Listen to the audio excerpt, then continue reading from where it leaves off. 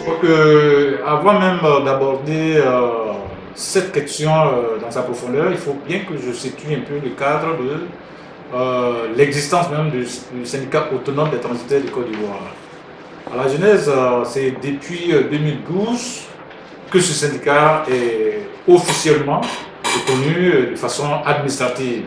C'est-à-dire que nous avons eu notre agrément en 2012.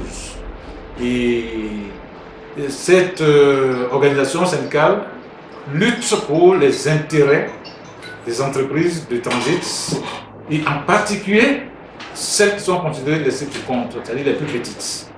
Voilà, nous portons la voix des plus petits. Et cela, nous avons fait des luttes, pas mal de solutions que nous avons apportées dans la corporation depuis 2012 jusqu'à ce jour, à la date disons, de décembre 2024, où la première décision de rehaussement du crédit d'enlèvement et de la caution a été prononcée. Alors, c'est quoi le crédit d'enlèvement? Le système de dédouanement des marchandises, que ce soit en Côte d'Ivoire et partout ailleurs dans le monde, il y a un fonds que chaque entreprise de transit doit disposer dans les livres de la douane. Et cela, bien entendu, avec la participation de la banque de transitaires. Et donc, la société de transit doit, auprès de sa banque, immobiliser un fonds qui va garantir ces opérations de dédouanement auprès des services ou alors auprès de la recette douanière. Concrètement, et comme je l'ai dit tantôt, ça ressemble un peu aux unités que nous mettons dans notre téléphone portable de façon à pouvoir communiquer. Et quand ces unités venaient à diminuer ou alors à baisser, il faut recharger encore le téléphone. Donc, c'est comme ça que fonctionne du moins le crédit d'enlèvement. Et jusqu'en décembre 2024, le plancher c'était 25 millions. Et là, la douane a pris la décision de le rehausser en le doublant. Et la caution était prévue pour être doublée à la même date, mais je crois que la caution, ils ont laissé ça à l'État, c'est-à-dire au montant de 30 millions. C'est-à-dire quoi? Jusqu'en décembre 2024, une société de transit, pour fonctionner, elle doit disposer d'un fonds de garantie qui est la caution, qui est de 30 millions, et un autre fonds qui ressemble un peu à un fonds de roulement qu'on appelle le crédit d'enlèvement. C'est-à-dire quoi? Lorsque la société, je dis n'importe quoi, hein, la société,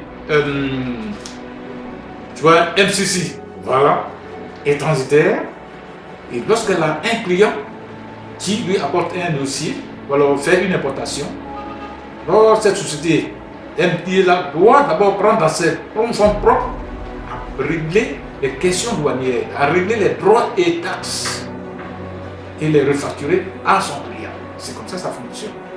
Et là, lorsque on lève une déclaration, parce que nous, je rappelle, nous sommes dans un système déclaratif, lorsqu'on lève une déclaration, alors ce montant qui était de 25 millions minimum, parce qu'il y en a qui avaient plus que ça, hein, c'est le plancher qui est de 25 millions. Et lorsqu'on lève une déclaration, le crédit est débité du montant des droits et taxes liquidés par cette déclaration. Et il y avait un délai de 10 jours pour repositionner, c'est-à-dire recharger votre carte qui est auprès de l'administration douanière, dans les recettes douanières. Okay. C'est ça le crédit d'enlèvement. À la différence, la caution qui est un montant stable. Ce montant-là, ça permet, lorsque il y a par exemple des situations d'infraction et autres, tout ça qui garantit vos activités. C'est une sorte d'assurance de vos activités. Voici le distinguo qu'il faut faire entre les deux. Le crédit d'enlèvement qui est mobile et la caution qui, quant à elle, est immobile. Le problème actuel, c'est vrai que le changement qui a été opéré, je ne peux pas dire militaire, en 2024, qui malheureusement a fait des hécatombes, voici que un an après, jour pour jour, nous avons eu des échos, je dis bien des échos de ce que une autre augmentation serait en train d'être préparée. Et comme mon grand-père me le disait toujours, il dit que lorsque vous voyez un obstacle en train de venir vers vous, n'attendez pas qu'il vous cogne avant de réagir. Souvent on dit, vaut mieux prévenir que guérir. Mais nous on dit plutôt, vaut mieux poser des actions pour ne pas avoir à lutter pour guérir. C'est la raison pour laquelle nous avons fait cette conférence la fois dernière.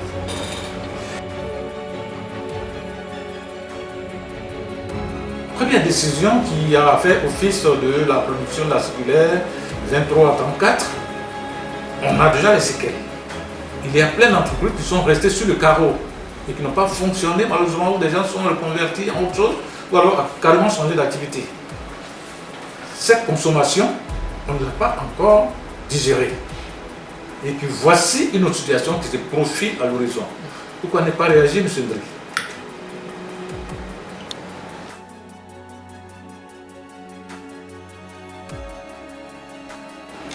Le mot exclusion, bon, je le trouverai un peu fort, mais je dirais plutôt, nous n'avons pas été associés. Nous n'avons pas été associés. Il y a dans la corporation 3 groupements syndicaux. C'est les 2 plus grands qui ont été associés et qui ont pris la décision.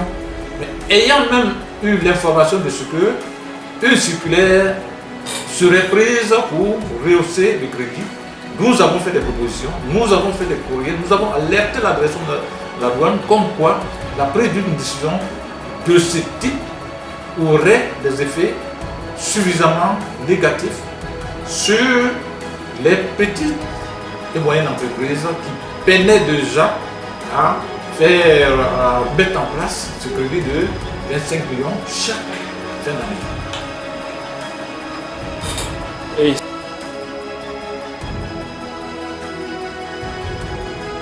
si déjà la première augmentation a laissé sur le carreau près de 50 à 55% des petites et moyennes entreprises, et que voulez-vous, M. Ndri, que je dise lorsque il va y avoir une autre augmentation encore? Ça veut dire que l'activité de transit, l'activité de dédouanement des marchandises sera en train d'être léguée tout simplement aux mains des multinationales.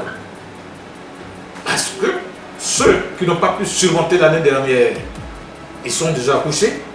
Et ceux qui se sont battus, bon an, mal an, pour atteindre ce montant de 50 millions, pensez-vous qu'ils seraient encore à mesure?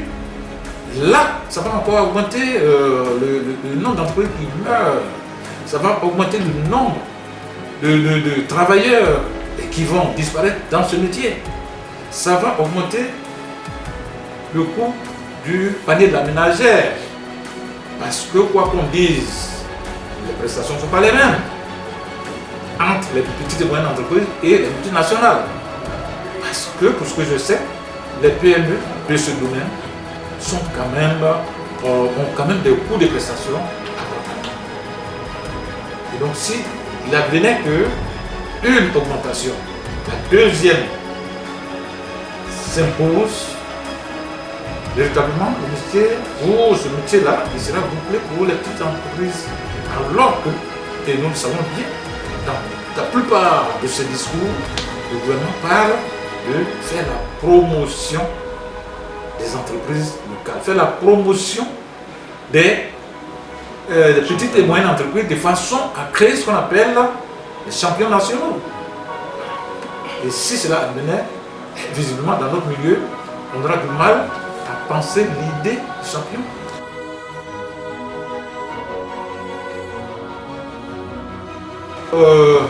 La première augmentation, avant qu'elle ne prenne effet, nous avons fait pas mal de correspondances auprès de la direction générale qui malheureusement n'a pas daigné réagir. Sa réaction n'est venue qu'après production de cette circulaire. Or, une circulaire qui est déjà produite, ça a tout un parcours pour faire son rapport, pour la rapporter. Et même impossible à rapporter. Maintenant que nous n'avons que des échos, je dis bien des échos. Je le dis, il est mieux de prévenir que de chercher à guérir après. Voici l'action, voici le sens même de notre action.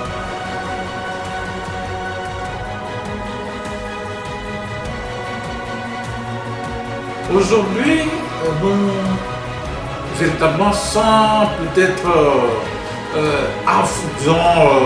faire un affront à l'administration du pouvoir, nous sommes dans la négociation. Nous plaidons pour que cette mesure, cette deuxième mesure-là, ne vienne pas autopilorie des entreprises qui sont déjà à Renaissance.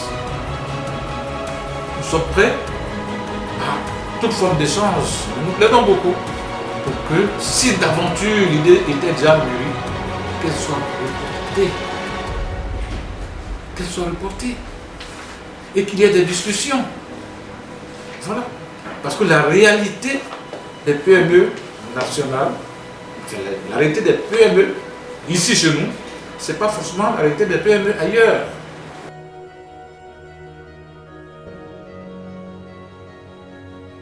Aujourd'hui, c'est de laisser le temps pour que cette petite et moyenne entreprise se prépare sur une échelle de moins de 5 ans. Parce que si il doit avoir une autre augmentation, nous plaidons pour que cela soit projeté dans les années 2030.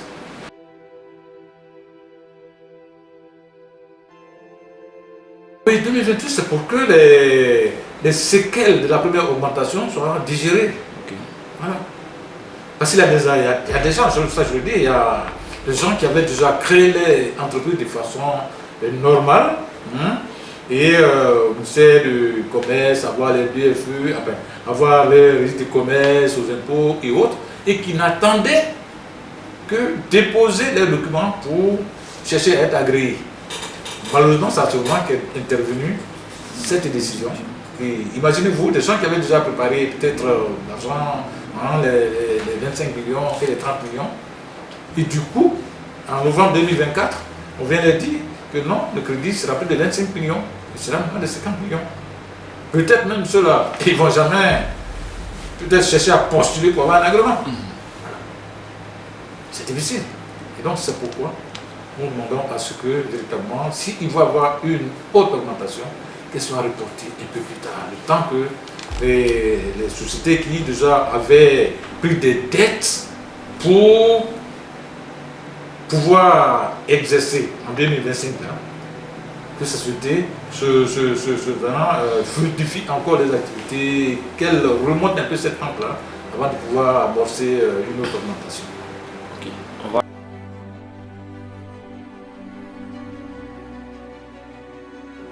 Si malgré nos plaidoyers, malgré les conférences que nous faisons passer par là, malgré toutes ces communications que nous faisons, ces échanges que nous faisons, s'il advenait de façon extraordinaire que cette mesure est prise, malheureusement, les PME vont se fermer. Quand on dit des PME vont se fermer, qu'est-ce que ça entraîne? Le chômage. Et qui dit chômage? On va oublier l'idée des champions nationaux dans ce domaine. Voilà. Voilà. Le coût de la vie. Comme je le disais tout à l'heure, les prestations ne sont pas les mêmes. Imaginez-vous, aujourd'hui, est-ce que vous importez peut-être une voiture, ou alors les dames qui vont, comment dirais-je, dans les pays voisins, pour acheter des gâteaux et autres, dans les périodes de fêtes. Pensez-vous qu'une dame qui allait faire un petit commerce à Lomé pour venir, qui n'a dépensé en tout et pour tout que peut-être 700 000 francs, 800 000 francs, elle va venir. Est-ce que ces multinationales sont capables de lui faire des faveurs de paiement, lui faire des faveurs en termes de prestations et tout ça? Voici les conséquences qui sont là. Ça va tuer les petites entreprises et ça va tuer aussi le petit commerce.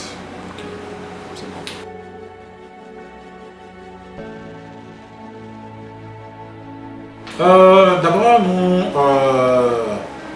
exhortons les banques qui sont le compagnon ou alors qui sont l'un des piliers de l'exercice de cette fonction, nous exhortons les banques, par exemple, à nous faire des échéanciers assez quand même souples.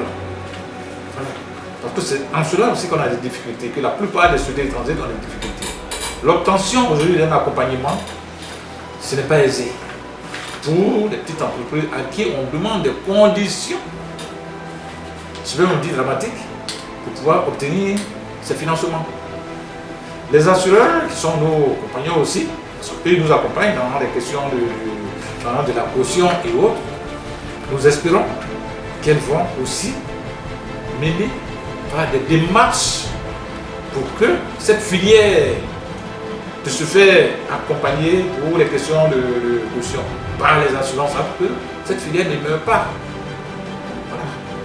Maintenant, pour le gouvernement, nous faisons continuer de plaider, parce que si cette mesure venait à prendre corps et à être validée, véritablement, ce métier sera arraché aux nationaux. Quand je dis nationaux, c'est les petites et moyennes entreprises. Ça leur sera arraché. C'est vrai qu'il y a des nationaux qui sont nantis. Voilà. Pour qui cette décision ne fait ni chaud ni froid. Mais pour nous, ce serait un suicide si cette décision venait à voir le jour, malheureusement. Et nous plaidons auprès du gouvernement, quand bien même que nous ne parlons que sur la base des échos, parce que quand on dit un écho, pour qu'il y ait un écho, il y a une action qui produit un écho. Et donc, sur la base des échos, nous plaidons que le gouvernement fasse un effort, qu'une mesure de ce type ne vienne pas assommer une coopération qui est déjà laissée.